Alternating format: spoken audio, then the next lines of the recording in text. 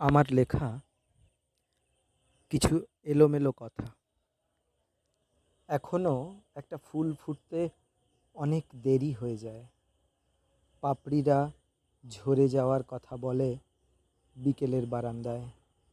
তুমি অনেক পরে যখন বাসন মেজে কাপড় কেচে আমার কাছে এসে বসো, আমি তখন কাঁচের আয়নার মতো স্বচ্ছ হয়ে যাই।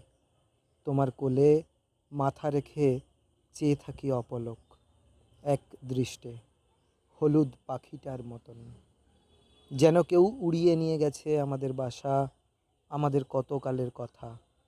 হঠাৎ বৃষ্টি এলো, তুমি উঠে গেলে জানলার শার্সি বন্ধ করতে। খোলা দরজায় হাওয়া লেগে পাল্লাগুলো আওয়াজ করতে লাগলো বিরাট। আমি এক মনে তখনও তোমার যাওয়ার দিকে তাকিয়ে।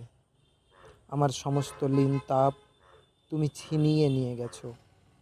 অনেকটা পর যখন এলে, আমি শিরশির করে উঠে দাঁড়িয়েছি পতাকার মতো, হাওয়ায় ভেসে যেতে পারি। তোমার গলার কাছে মুখ নামিয়ে বললাম, আসি, আজ একটু তাড়াতাড়ি ফিরব।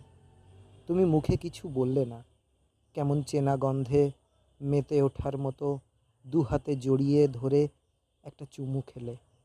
আমি চোখ বন্ধ করে স্থির দাঁড়িয়ে রইলাম।